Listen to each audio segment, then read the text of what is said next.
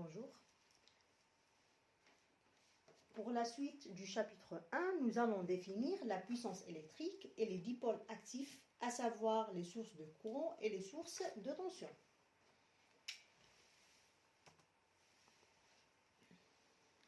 La puissance électrique représente la troisième grandeur fondamentale dans l'étude des circuits électriques. Physiquement, elle représente la vitesse de variation de l'énergie électrique au cours du temps. La puissance électrique mise en jeu par un dipôle est définie par cette première relation, P de T égale à UAB de T fois I de T pour un régime variable. Pour un régime continu, elle est donnée par cette expression, P égale à UAB fois I. C'est une grandeur algébrique, c'est-à-dire elle peut être positive dans le cas où elle est reçue par le dipôle, cas du récepteur, ou négatif dans le cas où elle est cédée par le dipôle, cas du générateur. Elle s'exprime en watts ou en voltampères. La tension et le courant peuvent dépendre du temps. La puissance est donc une grandeur instantanée. Sur le tableau suivant, on donne les expressions de la puissance et l'énergie pour les trois éléments passifs usuels. La résistance, un condensateur et la bobine. En convention générateur, la puissance P de T ou P est la puissance fournie par le dipôle. En convention récepteur, la puissance P de T ou P est la puissance reçue par le dipôle. Si la puissance est positive, alors le dipôle est de même nature que la convention choisie. Si la puissance est négative, alors le dipôle est de nature opposée à la convention choisie. Dans le cas d'un condensateur ou d'une bobine, la puissance P de T peut être positive ou négative. Cela signifie que celui-ci ou celle-ci peut avoir un comportement récepteur en charge ou générateur en décharge.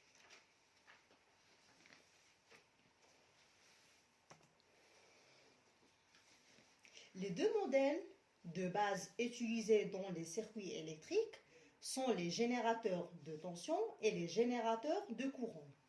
Chacune de ces sources peut être subdivisée en sources indépendantes ou dépendantes, c'est-à-dire sources commandées, ainsi qu'en générateurs idéaux ou réels. Nous commençons tout d'abord par un générateur idéal de tension. Donc, par définition, un générateur ou source idéale de tension est un dipôle actif qui impose à ses bornes une différence de potentiel, indépendamment du courant qui le traverse. En d'autres termes, la tension aux bornes du générateur de tension est parfaitement connue.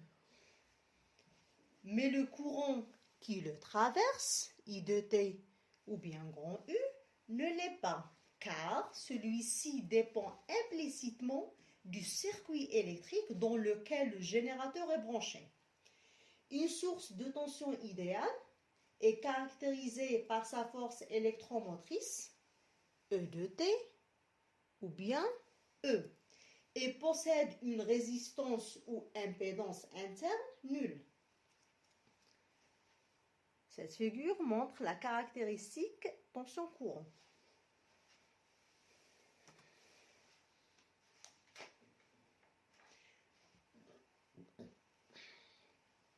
En réalité, le générateur idéal de tension n'existe pas. À cette fin, nous allons définir la source réelle de tension. Donc, un générateur ou une source réelle de tension peut être modélisé par un générateur idéal de tension, placé en série avec une résistance RS, comme cela est indiqué sur cette figure.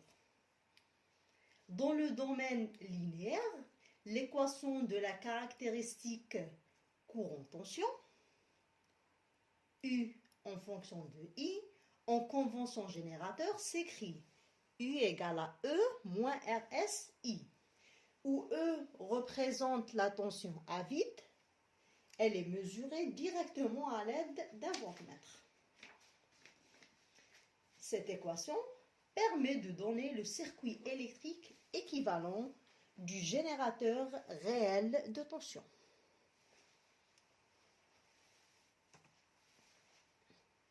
Maintenant, on va parler d'une autre source, à savoir le générateur idéal de courant. Donc, un générateur ou source idéale de courant est un dipôle actif qui débite un courant électrique. Il débite un courant électrique, I0 de T ou I0, indépendamment de la tension à ses bornes. En d'autres termes, le courant débité par le générateur de courant est parfaitement connu, mais la tension à ses bornes, entre les bornes A et B, ne l'est pas, car celle-ci dépend implicitement du circuit électrique dans lequel la source est branchée.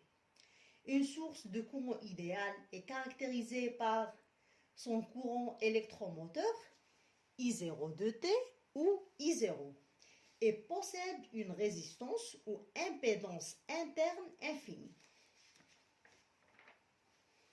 Cette deuxième figure montre la caractéristique courant-tension.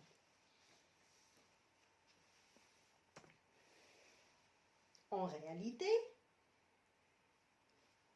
la source réelle de courant n'existe pas. À cet effet, nous allons définir la source. En réalité, la source idéale de courant n'existe pas. Donc, la source idéale de courant n'existe pas. À cet effet, nous allons définir la source réelle de courant. Donc, un générateur de courant réel peut être modélisé par un générateur idéal de courant placé en parallèle à une résistance RP, comme cela est indiqué sur cette figure.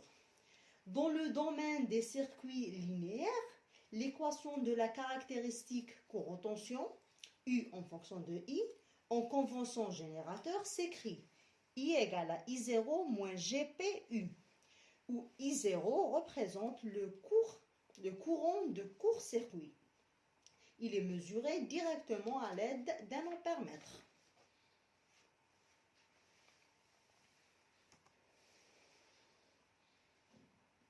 Maintenant, nous allons donner les différentes définitions relatives aux sources indépendantes et sources commandées.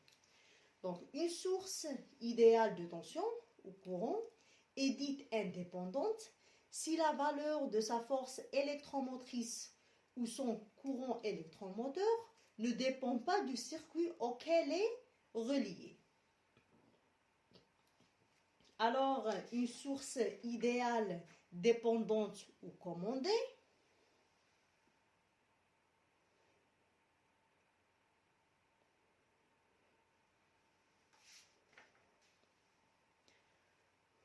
est un élément actif où sa force électromotrice ou son courant électromoteur est commandé par une autre tension ou un autre courant du circuit.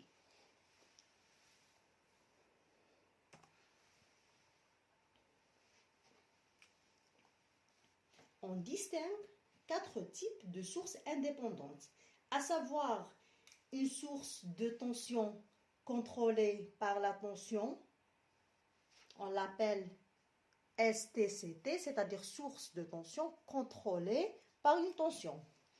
Une source de tension contrôlée par un courant, STCC, source de tension contrôlée par un courant. Une source de courant contrôlée par une tension, SCCT et une source de courant contrôlée par un courant. SCCC, source de courant contrôlée par un courant.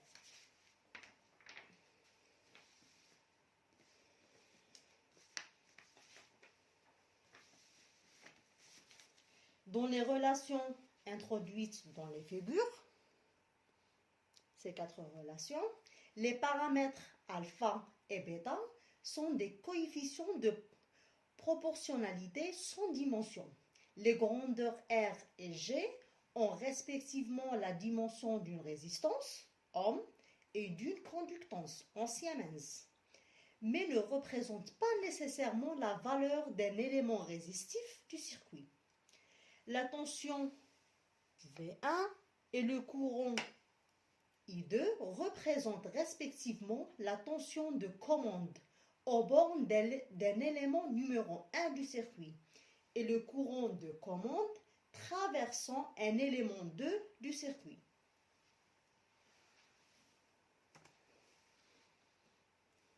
Sur cette diapo, nous allons donner un exemple relatif au circuit résistif qui englobe les différentes sources, à savoir les sources indépendantes et les sources commandées. Je vous remercie pour votre attention.